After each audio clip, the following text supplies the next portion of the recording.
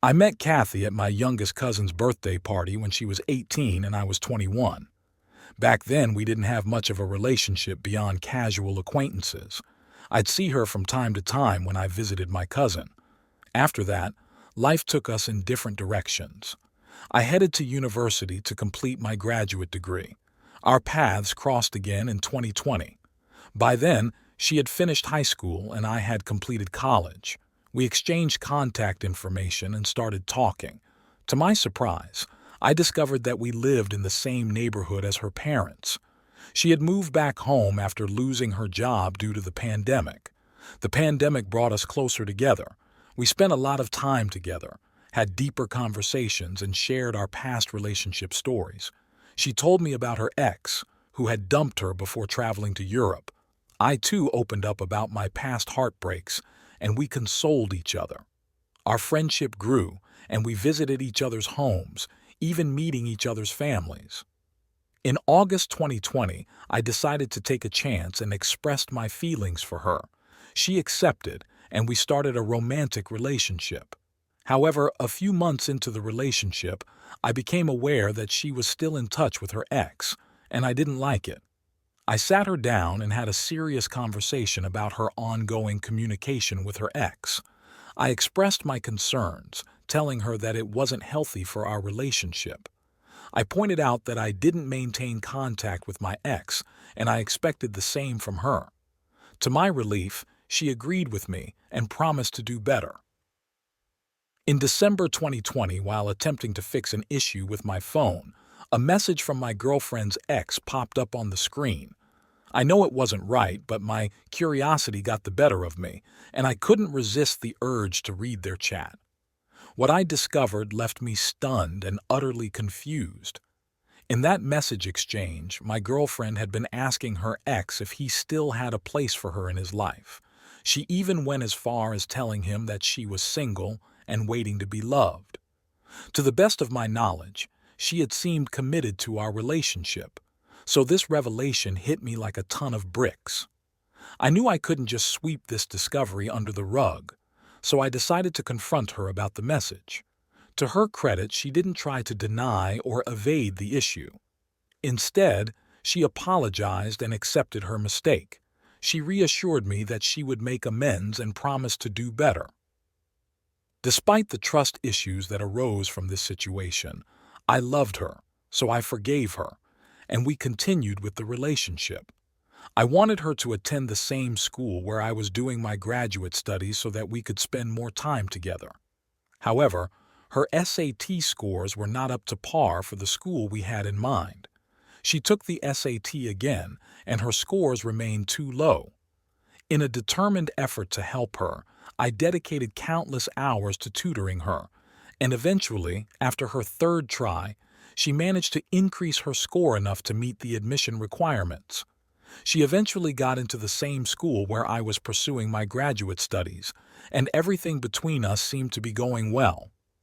I provided financial support when she needed it, and I made an effort to visit her whenever I had the opportunity. I graduated with a master's degree and secured a good job, all while supporting her in her academic journey. During her second semester break, her ex came to town and visited her parents. I was there with her when he showed up, and she introduced me to him as her boyfriend. This reassured me and put to rest the thought of her returning to her ex. However, she started to change her behavior towards me drastically after this visit. She began ignoring my texts and most of my calls, and I couldn't understand why. I politely asked her on multiple occasions if I had done something wrong, but she kept telling me that nothing was wrong and to rest my mind. This continued for a long time, even when she returned home for the second semester vacation. One day, she set a trap for me, and we ended up having an argument. The argument also involved her bringing up her ex-boyfriend and how much he was better than me. I shot back, bringing up how it was better that she gets back with him. Although I did not mean that. She used this as an opportunity to distance herself from me and shut me out completely. After a while, she came to apologize for her actions, attributing her behavior to the stress and challenges she was facing in school. She said, I was having a hard time with school, and I took it out on everyone. I am sorry for the way I treated you. I forgave her, but I couldn't fully buy into her explanation, as her abrupt change in behavior had left me feeling confused and hurt. A few days later, I was with her and she excused herself to go to use the toilet. She left her phone on the table and curiosity got better of me and I checked her phone. I stumbled upon explicit photos and messages she had exchanged with her ex. I came across a video that she shot herself getting intimate with her ex-boyfriend. The timestamp indicated that it was shot during his visit to town.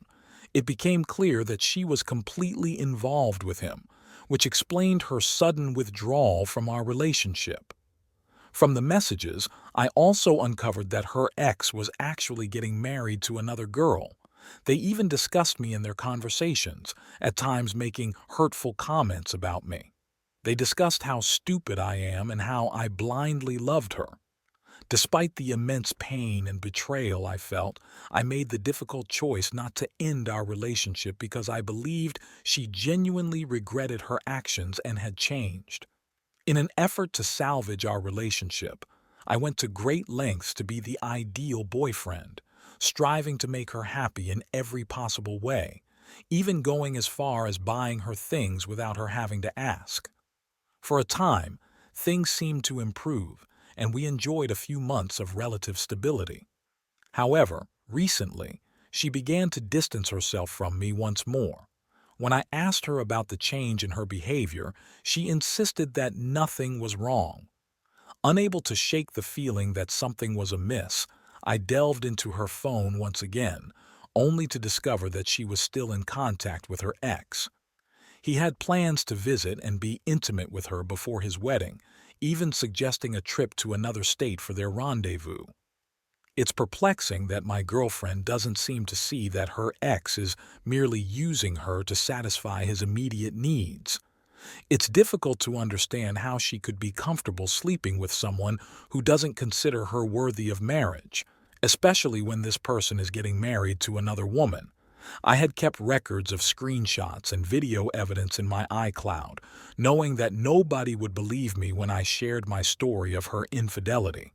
She presented herself as a church girl, and in the eyes of everyone, she appeared to be a good girl. As I went through their chat, I couldn't believe that this guy had already introduced my girlfriend to his fiancée as his cousin. He had even managed to convince his fiancée to include my girlfriend in the bridal party. It was a level of deception that was hard to fathom, and it left me deeply hurt.